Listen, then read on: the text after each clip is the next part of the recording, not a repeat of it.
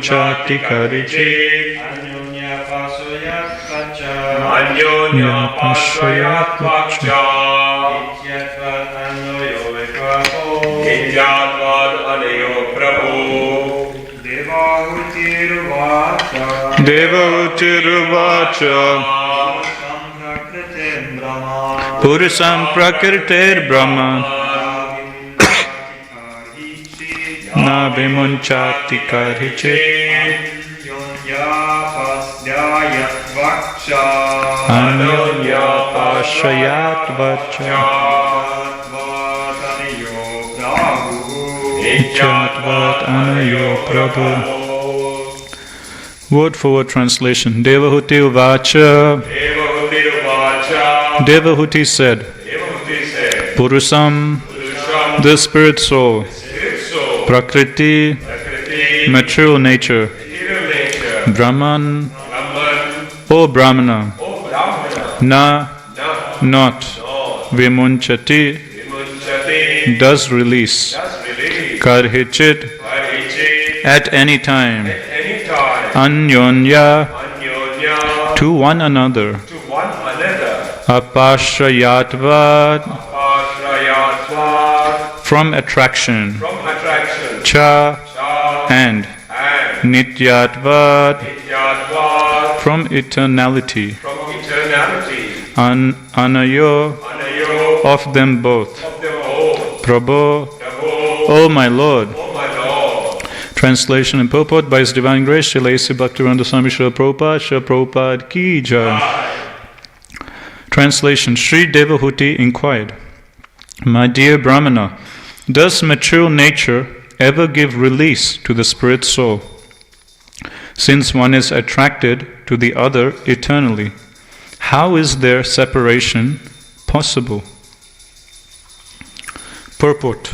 Devahuti, the mother of Kapiladev, here makes a first inquiry. Although one may understand that spirit, soul and matter are different, their actual separation is not possible, either by philosophical speculation or by proper understanding. The spirit soul is the marginal potency of the Supreme Lord, and matter is the external potency of the Lord. The two eternal potencies have somehow or other been combined, and since it is so difficult to separate one from the other, how is it possible for the individual soul to be liberated? By practical experience, one can see that when the soul is separated from the body has no real existence. And when the body is separated from the soul, one cannot perceive the existence of the soul. As long as the soul and the body are combined, we can understand that there is life. But when they are separated, there is no manifested existence of the body or the soul. This question asked by Devahuti of Kapiladev is more or less impelled by the philosophy of voidism. The voidists say that consciousness is a product of a combination of matter, and that as soon as the consciousness is gone, the material combination dissolves. And therefore there is ultimately nothing but voidness. This absence of consciousness is called nirvana in Mayavad philosophy. Om Agyana Timirandasya Gyananjana Salakaya Chaksuramritam Yena Tasmei Shri Guruve Namaha. Jai Shri Krishna Chaitanya Prabhu Nityananda Shri Advaita Gadadhara Shivasari Gaura Bhaktarinda. Hare Krishna Krishna Krishna Hare Hare Hare Rama Rama Rama Hare Hare. Hare Krishna. So thank you everyone for coming to Srimad Bhagavatam class today. So continuing our discussion from 3rd canto, chapters 27, Understanding Material Nature. So today's verse, Mother Devahuti, she is speaking to Lord Kapiladev, and she's putting forward a question towards Lord Kapiladev. I'll read the translation again. Shri Devahuti inquired, My dear Brahmana, does material nature ever give release to the spirit soul? Since one is attracted to the other eternally, how is their separation possible? So it's a very intelligent question put forward by Mother Devahuti. So basically what Mother Devahuti is saying, like so far in this chapter, Lord Kapila has been describing about the material nature, the material energy, how it binds the conditioned soul. And now Mother Devahuti, she is putting forward a very intelligent question.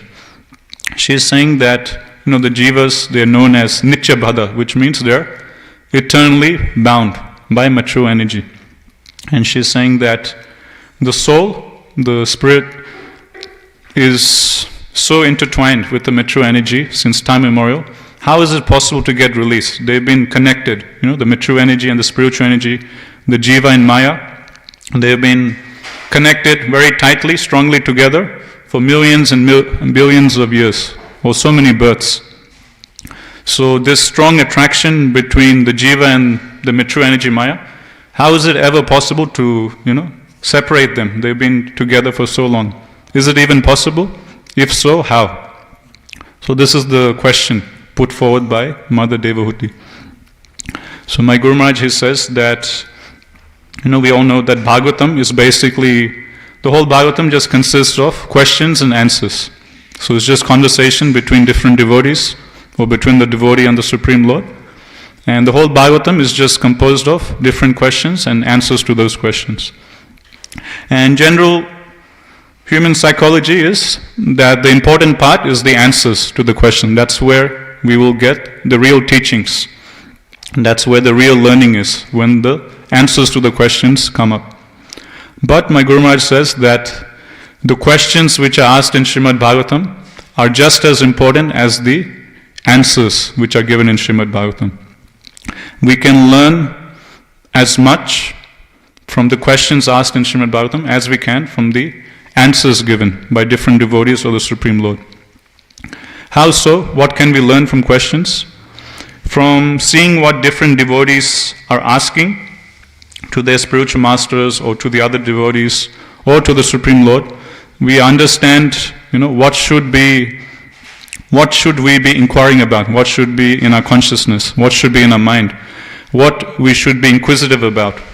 And secondly, we also learn in what mood should we ask questions? In what mood should we speak with other devotees? In what mood should we speak with the Supreme Lord? In what mood or attitude should we speak with our spiritual master? In this way, so many different practical lessons of life we can learn simply by studying what questions devotees are asking in Srimad Bhagavatam. So just as the answers given to different questions are very important, in the same way the questions which are asked by different devotees is also equally important. Because by studying the mood and the attitude with which a particular devotee is asking questions, we can see the Vaishnava qualities of humility in the humble way how they're asking questions. We can see, Vaishnava qualities like gratitude. Generally, when they ask a question, we'll see many times when a particular personality in Bhagavatam, before asking a question, first they will glorify the other personality by saying, thank you for answering my previous questions, whatever you said cleared up so many of my doubts. Like this, they'll glorify and offer gratitude to the other person. Then after offering gratitude and respects, then they will put forward the next question.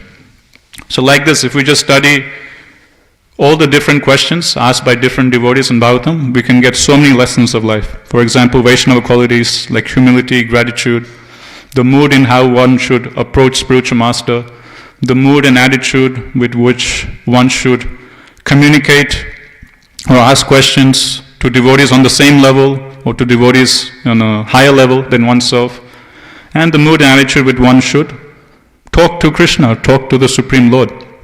So there's many conversations in Bhagavatam between the devotee and the Supreme Lord. If we study them, we can see how a devotee is supposed to talk or converse with the Supreme Lord. And we can also follow in their footsteps in the same way, talk with Shri Shri Radha Gopinath, talk with Shri Shri Jagannath Baladev Subhadramani, and talk with Shri Shri Gaur Nitai. So in this way we can make the whole Bhagavatam reading experience very personal. So we shouldn't be quick to overlook these questions which are asked by different devotees. Just like when it comes to answers to different questions, we really focus and see, okay, what is the answer, what is being explained here. In the same way, when a particular devotee, ask a question in Bhagavatam, we should equally focus and try and get some realization, try and get some lesson of life by studying how they're asking the question, what exactly they're asking. In this way we can understand what should be our mood, what should we be inquisitive about. So in general, my Guru Maharaj says, when it comes to asking questions to a Vaishnava, questions should be of two categories. Number one, the question we ask to a spiritual master or to a Vaishnava should be in relation to things which impede one's bhakti or things which cause an obstacle to one's progress in spiritual life.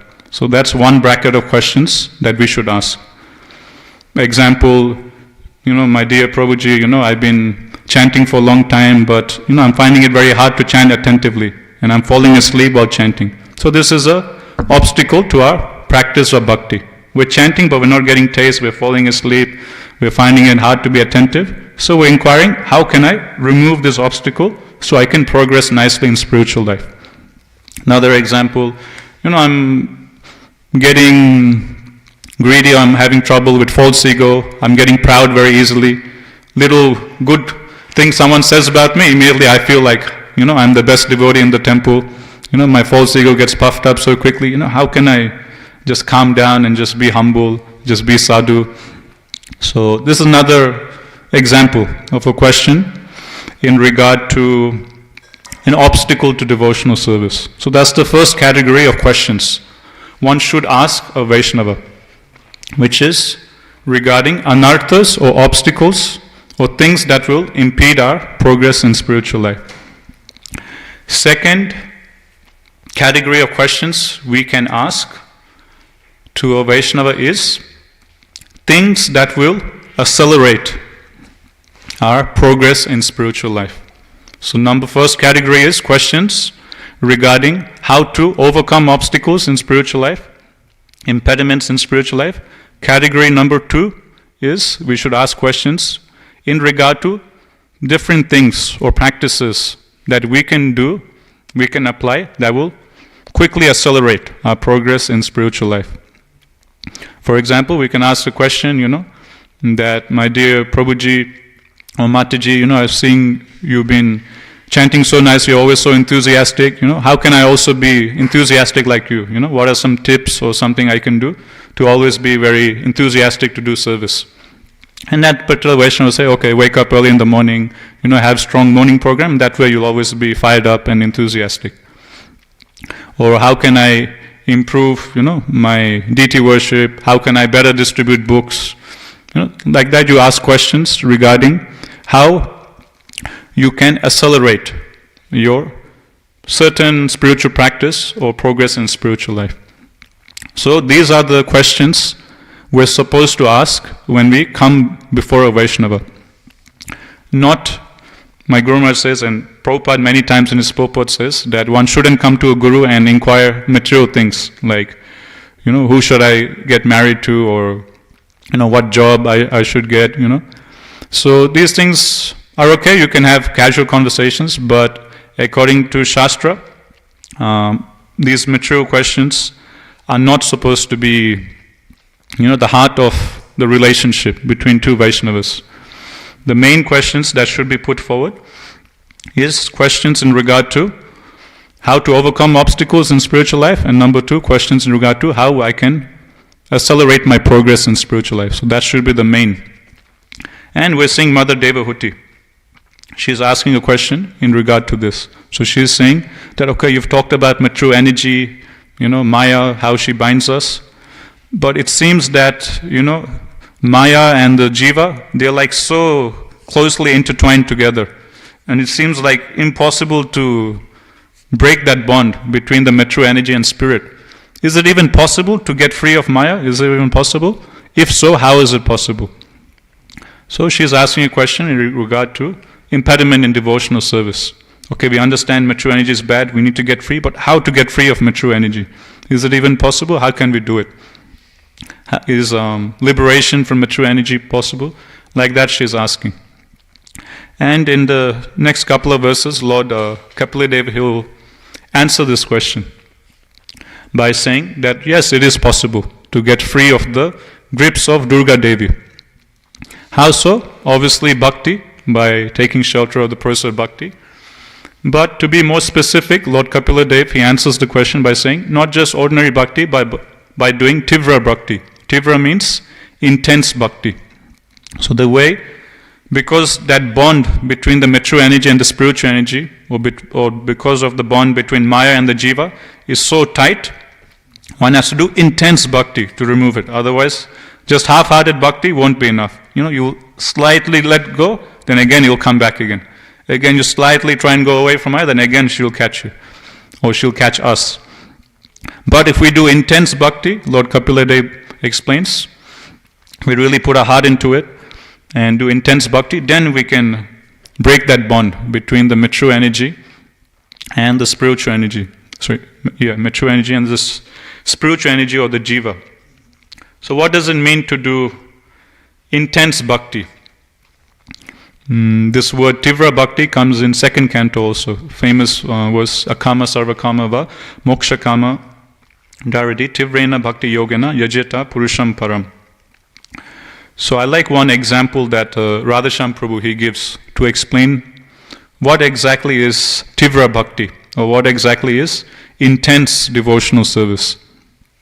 So Radhasham Prabhu he gives one nice example. He says you take a sheet of paper, a A4 sheet of paper, and you take it out, into the car park, into broad daylight, and you hold the paper like that outside, and you let the sun shine on top of the paper. Okay, and the sun is fire, heat and light is coming from the sun, and you just hold it out there in the sun, hoping that the sun rays will burn a hole through the paper. And you stand there for 1 minute, 2 minutes, 3 minutes, half an hour goes, 1 hour goes, 5 hours goes, 1 whole day goes, and you continue 2 days, 3 days. Will anything happen to the paper? No. You can hold it in the sun, for many days, many months. The paper will remain the same. No hole will be produced through the piece of paper. But, Radhasham Prabhu says, you take that same paper, hold it out in the sun, but on top of that piece of paper, what you do, you get a magnifying glass. Everyone knows what a magnifying glass is? Yes, magnifying glass, it's like a piece of glass that you look through, and when you look through it, it will increase the size of what you're looking at. So say something is very small print, if you get a magnifying glass and put it on top, and you see that small print through the magnifying glass will magnify the letters and make it very big.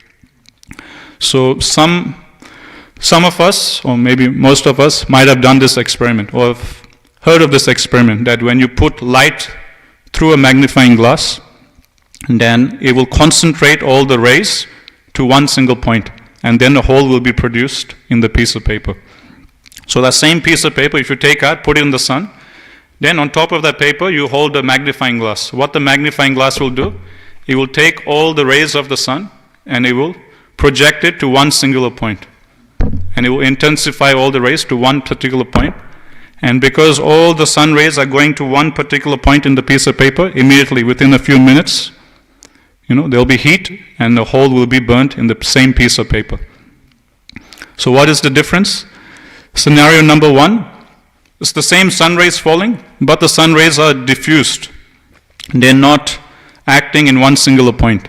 So say there's 1,000 sun rays, they're all spread across the different parts of the paper. One ray there, one ray there, one ray there, like this. The 1,000 sun rays are all spread across. The rays are diffused across the surface area of the piece of paper. But by using the magnifying glass, what happens? All those 1,000 sun rays, they all go into one single point on the paper. So all those 1,000 rays, they all go to one single point, and because of the energy of all the 1,000 rays going to one single point, immediately the power is there, the potency is there, immediately a hole is burnt in the piece of paper. So that is intense devotional service. That is intense bhakti, Radhasham Prabhu explains. So intense bhakti means when we're doing a particular service, we really focus and dive deep. For example, 2 devotees are chanting, and externally it looks like, they're both chanting same.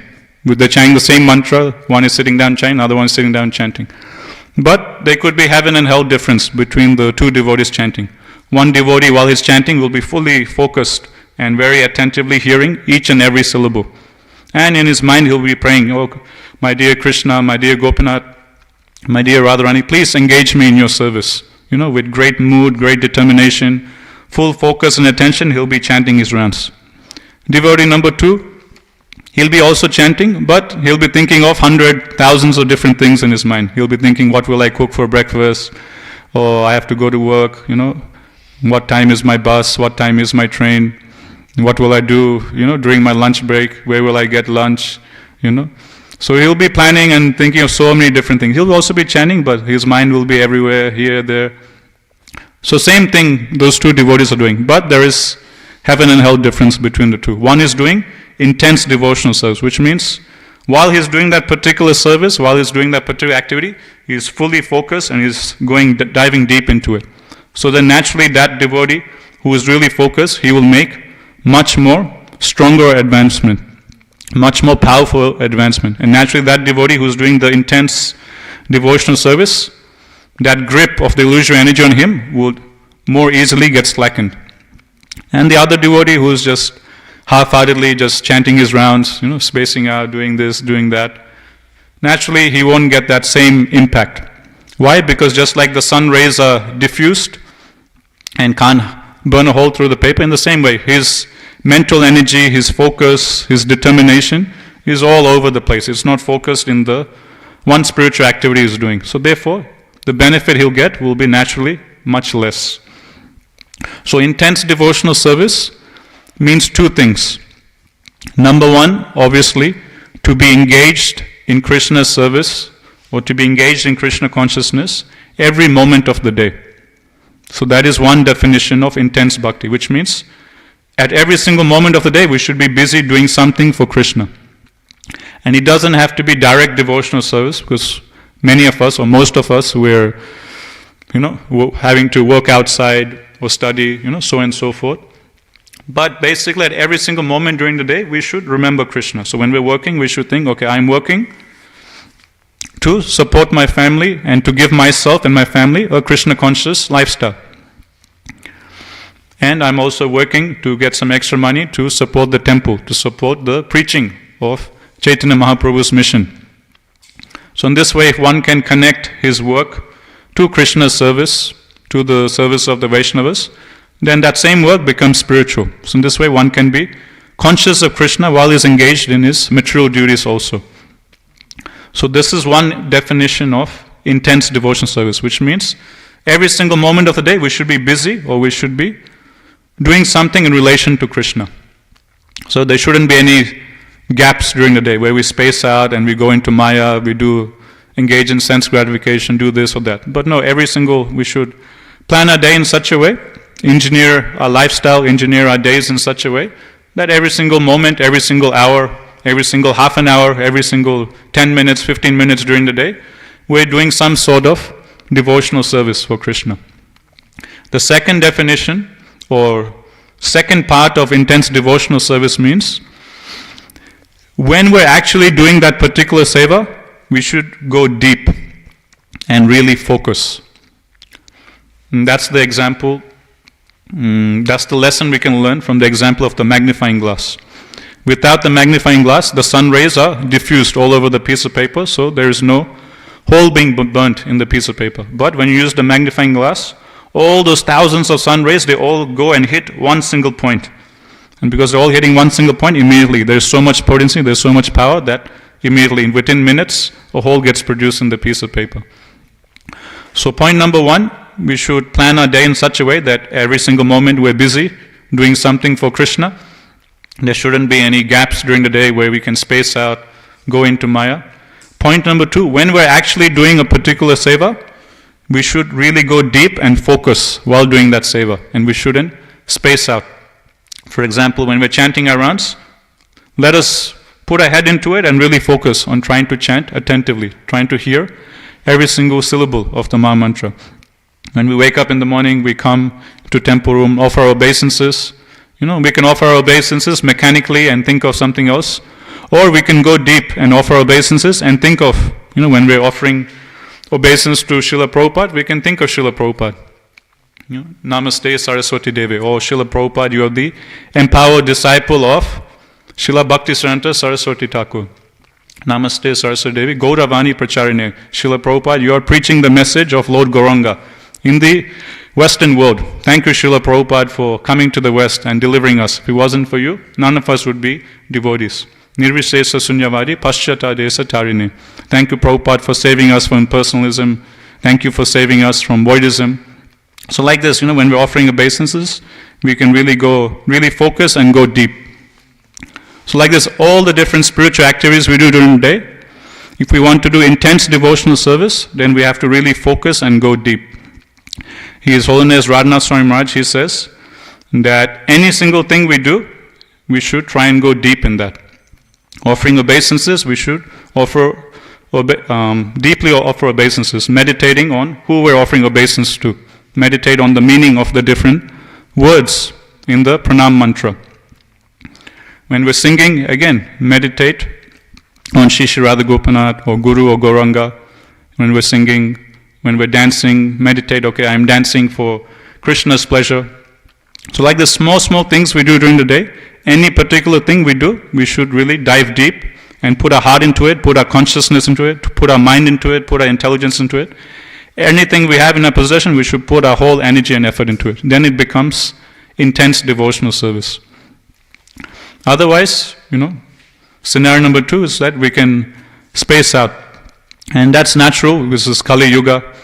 We're very weak-minded, as Bhagavatam says in Kali Yuga. Manda Sumanda Matayo, Manda Bhagya Upadrita.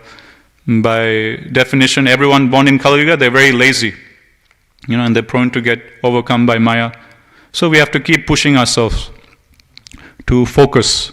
So every single thing we do, we should, Radha Maharaj explains, we should go deep. When we chant, we go deep. When we sing in Kirtan, we should go deep.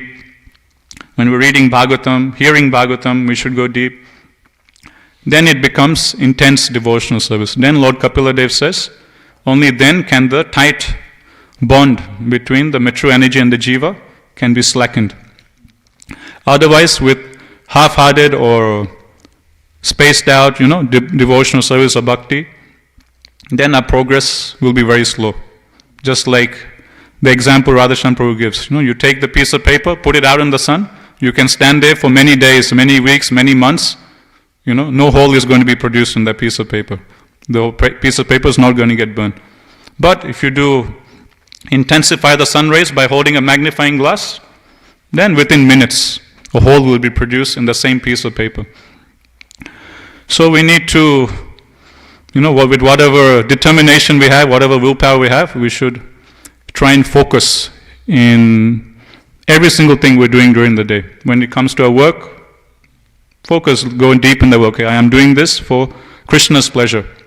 This job, the money which I get for it, I'm going to use it to give myself a Krishna conscious lifestyle, to give my family a Krishna conscious lifestyle, and to support the temple and to support the preaching of Chaitanya Mahaprabhu. So I need to do this work nicely. When we read Bhagavatam, let's go deep and not just mechanically read. When we associate with devotees, again we should have that level of depth when we associate with other devotees, which means we should have gratitude that, it's so rare to get devotees association. And I'm so grateful, I'm so fortunate to have this particular devotees association. In the whole of Sydney, there's only few devotees, and this devotee is so nice, he has so many great Vaishnava qualities, doing so much nice seva. By associating with him, I'm so fortunate. So like this, any single thing we do during the day, we should be very contemplative and really go deep within that and understand what exactly we're doing and why we're doing what we're doing. Now this question asked by Mother Devahuti, I'll read the translation again. Devahuti inquired, my dear Brahmana, does material nature ever give release to the spirit soul, since one is attracted to the other eternally? How is their separation possible? Now a very similar question comes up in the 11th canto of Bhagavatam. in Uddhava Gita. So Mother Devahuti's question is that the material energy, she's naturally coming and imposing herself, or she's naturally getting attracted to the jiva, coming, and the jiva is also naturally going towards the material energy. So both of them are, the jiva is tightly holding on to Maya, and Maya is tightly holding on to the jiva. So how to break that, The jiva is, oh, I love Maya, Maya, please hold on to me, and Maya is also tightly holding on to the jiva. So both ways there is a knot. So how to get this, how to break this bond? That is the question of Mother Devahuti. So a very similar question comes up 11th canto in Uddhava Gita. Uddhava, he puts forward a question to Krishna, and then Krishna, to answer that question, he narrates one pastime of the 4 Kumaras and Lord Brahma.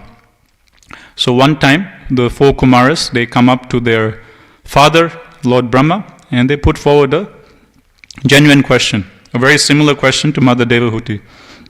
The question by the 4 Kumaras is that, our dear father, we notice that the mind of all conditioned souls, our minds are naturally being attracted, or our minds are naturally going towards sense objects. And at the same time, the sense objects are also naturally coming into our mind. So both ways it's happening. Our mind is going towards sense objects, and the sense objects are also floating into our mind, or coming into our mind. So how to break this loop? Sense objects coming into mind, and mind is always going to sense objects. It seems like an infinite loop which can't be broken. So how to get released from this? So similar to Devahuti's question. Maya is coming towards Jiva, and Jiva is going towards Maya, and they're both intertwined. How to break that loop, or how to break that bondage? So when this question comes forward to Lord Brahma in the 11th canto of Bhagavatam, Lord Brahma, he thinks about it, and the answer doesn't come. He's thinking, and he's not sure how to answer this question. It's a tricky question. And so just like, I remember, 3rd canto, in this canto only we saw previously, and that when Lord Brahma, he creates Manu, the first man, and then he instructs, Manu very humbly comes onto his father, Lord Brahma, and says, how may I serve you? You're my father. Please give me some service. Please give me some instruction on what I should do. And Brahma is very pleased, because his previous sons, 4 Kumaras, they rejected his instructions and they became brahmacharis. And the 4 Kumaras, Brahma, he wanted them to get married and populate the universe. But the 4 Kumaras, this nice picture of the 4 Kumaras, they're just doing like this and just looking elsewhere. No, we're not going to get married. So Brahma, he was a bit upset with that response from his 4 sons. So, but now when Manu comes, Manu is like so humbly coming to Brahma, that you are our master, you are our father, please tell us what we can do for you, anything you want we will do. So Brahma now he's very happy, he's very pleased, and then he instructs Manu, okay, you go and populate the universe. Then Manu says, okay, definitely I will carry out your instruction, I will take your instruction on my head and worship your instruction. But there is one problem, the place where I'm supposed to go, it's fallen into the ocean, it's fallen into the Garbhodaka ocean, planet Earth has gone in. So what to do? So then Brahma again, he starts thinking, what should I do? Earth has fallen into the Garbhodaka ocean, what should I do? And Brahma, he can't figure out the solution, how to get the earth back out. So as Lord Brahma is thinking, and trying to figure out what to do, he starts thinking of Krishna. So this is the natural reaction of all devotees. When you don't know what to do, you go to Krishna. Karmis, when they don't know what to do, they go to Google and they search on Google. But devotees, they always pray to Krishna.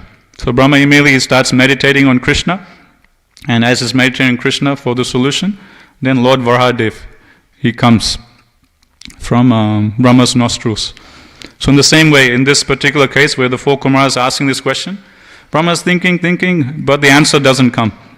Then Brahma starts praying to the Supreme Lord, and then, just like Lord Varahadev previously appeared to help Lord Brahma in the same way, in this particular instance, Hamsa Avatar, he appears to help Brahma out. So Lord Varadev is the boar incarnation, Hamsa avatar, he is the swan incarnation of the Supreme Lord.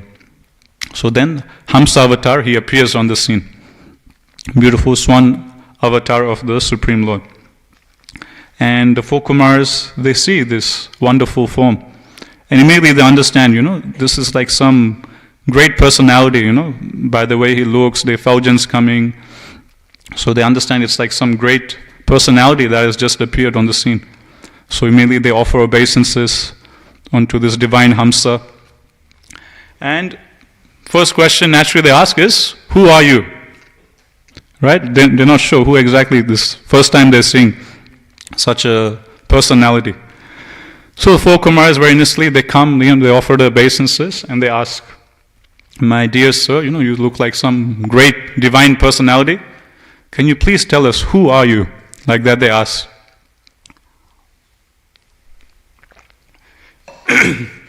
And Krishna as Hamsa avatar, he plays around with the four Kumars a bit.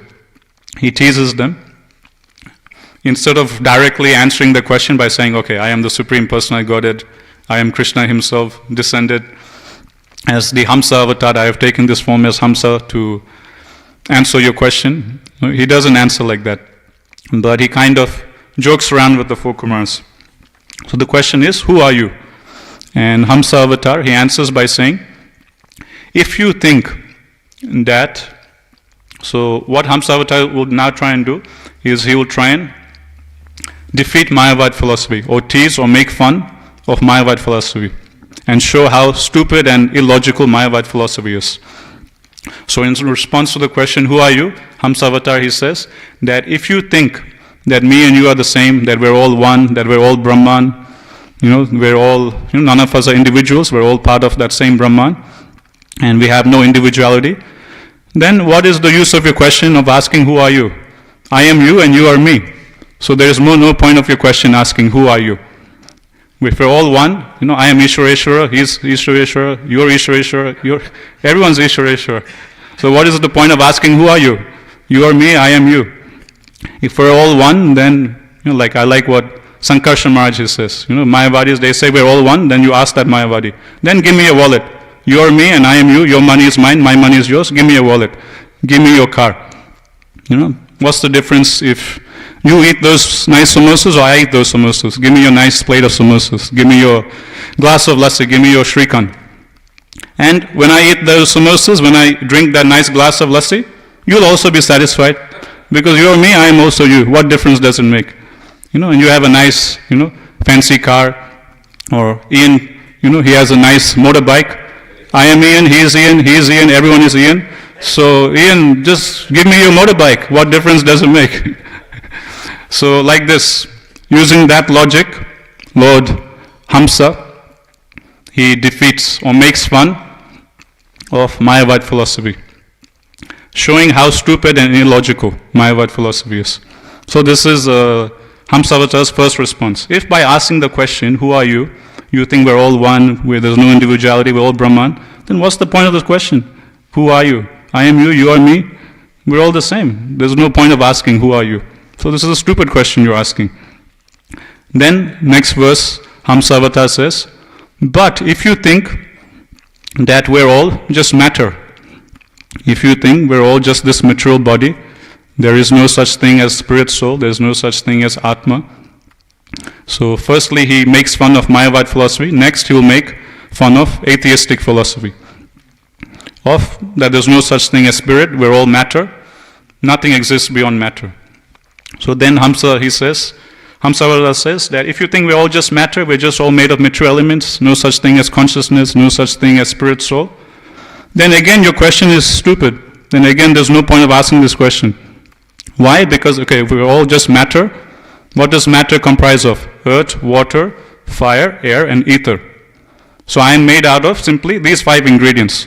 So instead of asking, who are you, you should ask, who are you 5? Because I'm just matter, right? I'm just made out of earth, water, fire, air, and ether. So that's me, that's my identity. I'm just a combination of earth, water, fire, air, and ether. So you shouldn't ask, who are you? You should ask, who are you 5? So like this he defeats or makes fun or shows how stupid atheists are, or shows how stupid materialists are, who say there's no such thing as spirit, there's nothing beyond matter. So like this, he plays around with the four Kumaras a bit, and then later on he speaks philosophy and answers the four Kumaras' question by again giving the same answer as Lord Kapila here, that by diving deep into bhakti, by the process of devotional service, we can break this bond between Maya and us, or break the natural attraction our mind has for sense gratification. We can break that bond. So the key is, as we were describing earlier, that we need to intensify our bhakti, intensify our devotional service. And small things we do, if we do it with more depth, it will make a big difference in our spiritual lives. Another thing, another angle to see this, I was thinking that like a couple of days ago during the initiation ceremony, my Guru Maharaj, he was giving class on the pastime of Krishna and Sudama when they were children in the Gurukul, when they were going to Gurukul, and when they were serving Sandipani Muni. One time they went out to the forest, we're hearing the pastime, to collect the firewood. And at that time there was a huge cyclone, a hurricane, a huge storm. And the acharyas explained that this storm was created by Krishna himself. Krishna, he created this whole scenario just to teach the whole world, teach us that how we should intensely serve the spiritual master. So while this whole cyclone was going on, while this whole storm, hurricane was going on, they could have let go of that firewood, because that firewood is like a burden, it's like an extra austerity. When your life is in danger, the last thing you'll think about is carrying some firewood. You just let go of that firewood and just think, where can I find shelter, how I can survive. But despite the crazy environment they were in, Krishna and his dear friend Sudama, they didn't let go of the firewood. So that's the main point of this pastime. They had every reason to let go of the firewood to protect their own lives, to save their own skin. But their dedication to serving their spiritual master was so intense that despite all the crazy external circumstances, they didn't let go of the firewood. And in the morning, when Sandipani Muni, he found Krishna and Sudama, and he saw that they still had the firewood they went to collect, Sandipani Muni's heart was completely melted. How much these two disciples, how sincere are these two disciples of mine? His heart was just completely melted. That despite going through this whole cyclone, despite going through this whole hurricane, they're like so sincere, so dedicated, they didn't let go of the firewood. All that time during the storm, they were just holding on to the firewood. Okay, this is for our Guru, this is for our Guru, this is our Seva. How can we let go? So Sandipani Muni's heart was completely melted. And then naturally, he gave his heartful blessings onto his disciples. So this is the second angle to look at this. How can we overcome the tight bondage we have with the material energy is by Guru Seva. So my Guru Maharaj, who was mentioning this point during the initiation class, that by the power of Guru Seva, one can overcome all material attachments. One can overcome the illusory energy of the Lord. And he was explaining that whole material existence simply rests on two things. Aham mameti. Aham means I. I am this body. I am so and so. I am good at this. I am good at that. I am greater than him. I am greater than her. So this is I consciousness. So whole material existence is based on aham and then mameti. Mameti means mine. This is mine, that is mine. This is my family, this is my dog, this is my car, my house, this is my shoes, my clothes. So just everything in material existence is simply based on these two things. I consciousness and my consciousness. Aham and mameti. Mameti means my, mine. Aham means I. I am this, I am that. So this is how Maya, she covers over the jiva through I consciousness and through my consciousness. So if we want to break free from Maya's grips, then we have to break this consciousness of I consciousness and my consciousness. And my Guru Maharaj was explaining, we can break this through sincere Guru Seva. How so? For example, 7th canto of Bhagavatam, Narad Muni, he explains how one should sincerely serve the spiritual master. Brahmachari Gurukule, Basandanta Guru Ritam, Acharan Dasava Nicho, Guru Sudrida Sohrida. So Narad Muni says, when we serve the spiritual master, what should be our mood, what should be our attitude? Acharan Dasava Nicho. Achar means behavior. So when we serve Guru, what should be our behavior? Acharan Dasavan. Our behavior should be that of a menial servant. Dasava Nicho means menial servant. Dasava Nicho also means slave. Prabhupada translates, I think in the transliteration, Prabhupada uses the word slave. So before our Guru Maharaj, before our spiritual masters, we should be like a very menial servant or a slave. With that very humble mood consciousness, Bhagavatam explains, Narad Muni explains, we should serve the Guru. So we put ourselves in that situation. Okay, we're very humbly thinking of ourselves as a very menial, insignificant servant. We're serving a spiritual master. So naturally, if we try and function in that frequency, then naturally that I consciousness, that I am so-and-so with so-and-so degree or so-and-so skills, with so-and-so talent, so-and-so good qualities, all that I consciousness will go away. And that pure consciousness of I am simply the servant of my spiritual master will start taking over our being. So this is how Narad Muni explains one can get rid of I consciousness by doing menial service to the spiritual master.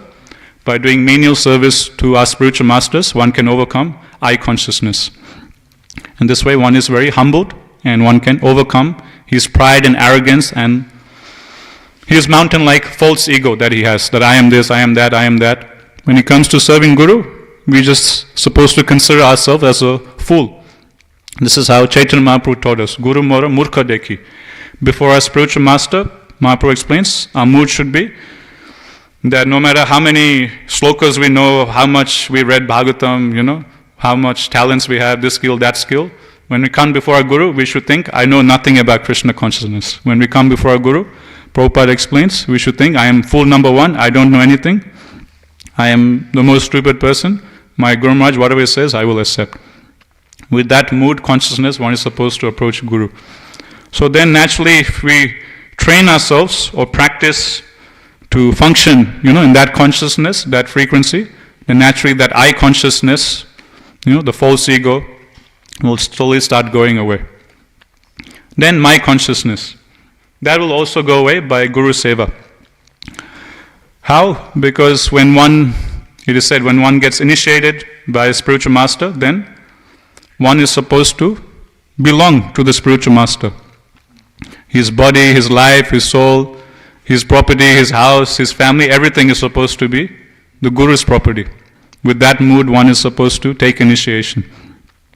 I like Bhagavad Gita, Prabhupada. He gives one example.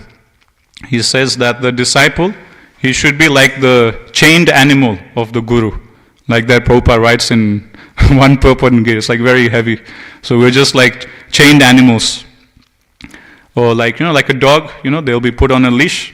And whatever the master says, the dog will do. And the dog is very obedient to the master. In the same way, Prabhupada explains, this is the meaning of disciple. Disciple, the word disciple comes from the word discipline. So unless one is disciplined, unless one is obedient, then he can't be a disciple. So by the very definition of the word disciple means to be disciplined or to be obedient to the instruction of the Guru.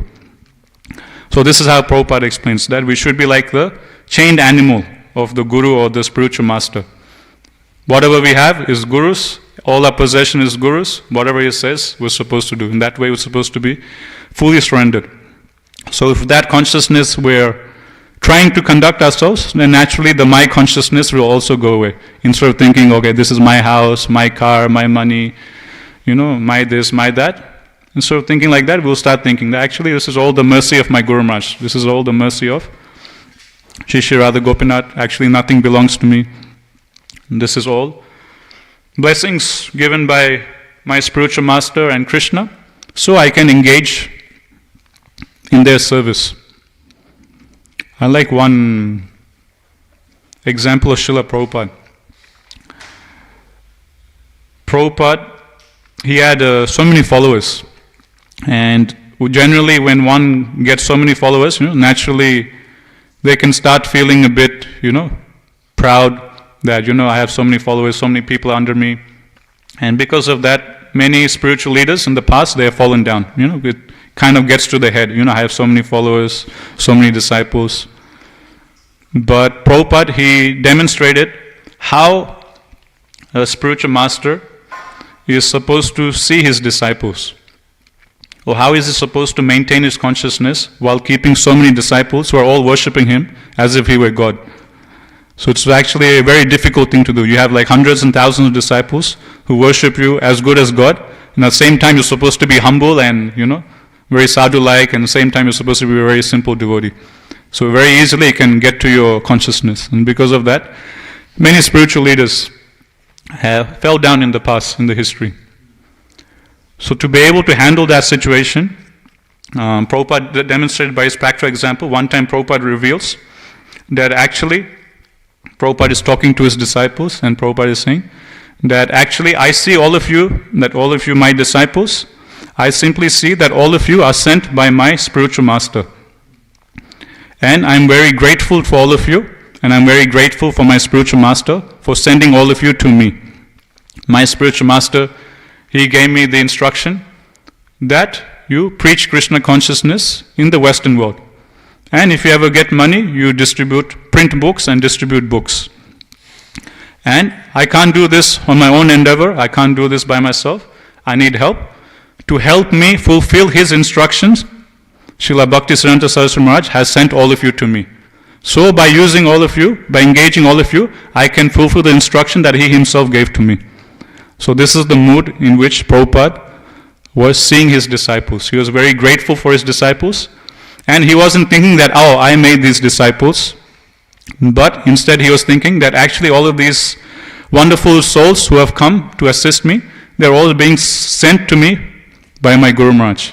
They're all sent by my spiritual master to help me fulfill his own instruction. So these disciples are simply the manifestation of my spiritual master's mercy. So with that humble, very deep spiritual consciousness, Prabhupada was always thinking. So this way, we're supposed to also try and go deep in our consciousness also. In that way we can overcome my consciousness. So someone can be a big spiritual leader with many followers, and at that time, the my consciousness can very much increase that, these are my disciples, these are my followers, I have so many fans, I have so many followers. But if one is seeing everything as simply the blessings of Guru and Krishna, that all these followers are simply sent to me by Krishna, simply sent to me by my spiritual master's mercy to assist me serve my Guru, then my consciousness won't come. And one will maintain that humble consciousness, of seeing everything as the mercy of Guru and Krishna.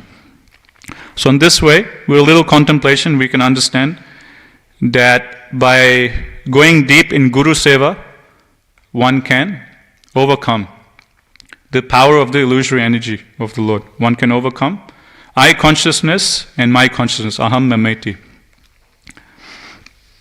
Okay, with this we'll stop here. If there's any question, yes. Just a couple of questions, Prabhu. Regarding the topic you mentioned earlier in the class, Prabhu, questions to be asked to a devotee or an acharya. You said there are two types. I was just wondering, in Krishna, in 7th chapter of Bhagavad Gita, I think it is the 16th shloka, he actually says that he not only welcomes, but actually he says that Artha Jigyasu Artharthi Jnana.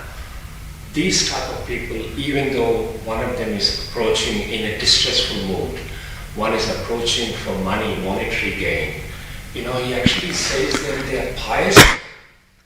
So how do we understand, on one end we are saying that, I understand what you're saying, when you actually approach, you shouldn't really be approaching for material gain. But Krishna actually says in 7th chapter these people are welcome, and he says that these are pious men. So how do we understand that? Okay, so the question is, we were describing how between Vaishnavas, when one is supposed to inquire from a spiritual master, the question should be in regard to things that impede one's progress and things that accelerate one's progress in spiritual life. And Prabhu is quoting from chapter 7 that Krishna is saying that those who come to him for money or to overcome distress, so on and so forth, they're also very pious people. So yes, that we encourage everyone to take to bhakti, and the principle is some or other we want everyone to come to Krishna. So someone might come to Krishna for material benefits, material reasons. That's okay. After some time, they keep practicing, they will get purified, and their material desires will go away. Just like Dhruva Maharaj, he took to bhakti with material desire, right? He wanted the kingdom greater than his grandfather. So that's how he approached Krishna. But by practicing bhakti, that was gone. That material desire went away and he became a pure devotee. So everyone is on different levels and we should respect everyone. And our mood should be, we should see how we can assist everyone to come closer and closer to Krishna. So we should, the standards we have for ourselves, we don't necessarily have to impose that on others. So for ourselves, we can keep that as a standard, that, okay, I shouldn't cultivate material desires or be so inquisitive about material things. Okay, for myself, when I go before my spiritual master, the questions I ask should be in regard to this. Things that help me in my bhakti and things that impede in my bhakti. So for ourselves, we can have, higher standards. For others, we should be more compassionate, understanding that they're just new. And in this way, we have to be a bit broad consciousness. And sometimes certain questions, they might seem material, but they'll be connected to bhakti. For example, someone's job, they might be asking something regarding their work or job, but their work or job could be related to their spiritual life. Certain job they're doing is affecting their consciousness, so they're asking a devotee, what do you think about this? So although it might externally seem like a material question, it could be a genuine spiritual question because that work is affecting their spiritual life. So that way is, did I answer the question? Yeah. Okay. And just the other thing, just on the Purusha and Prakriti, I'm just wondering how they are actually attracted to each other eternally. I didn't quite understand that. There are two different, as Prabhupada mentions in the purport, one is the external energy and the other one is marginal. But how are they attracted eternally? Okay.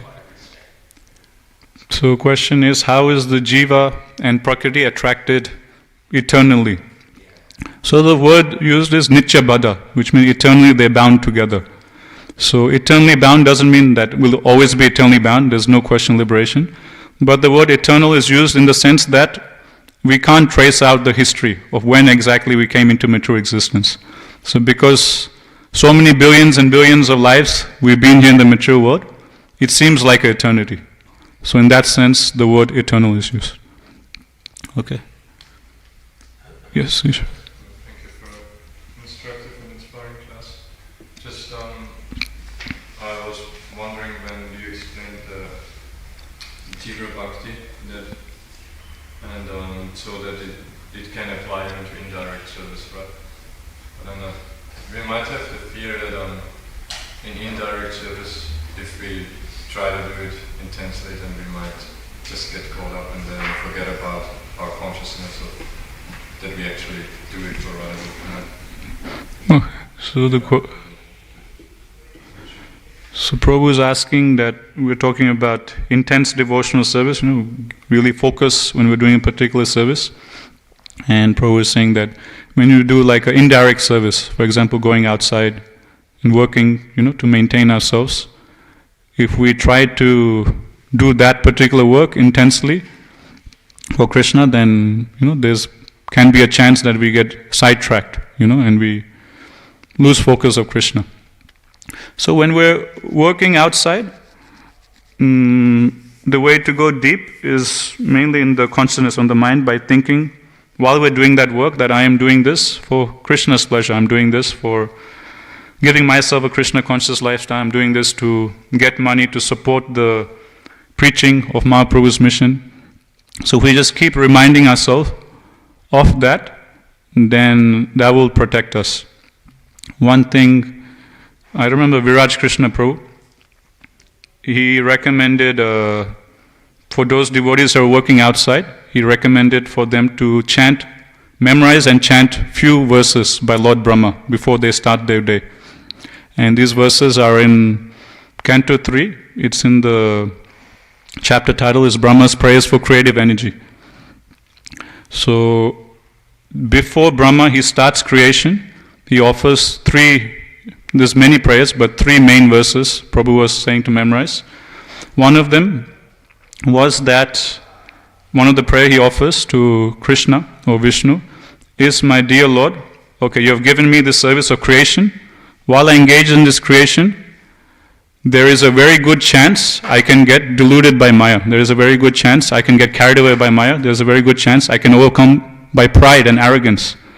So please bless me that while I engage in the process of creation, pride doesn't overcome me. While I engage in the process of creation, I don't get deluded by the illusory energy. So that is one prayer we can make to Krishna before we start our indirect service or before we start our material work during the day. Another prayer Lord Brahma says is, my dear Lord, please give me the introspection to do this service nicely for you.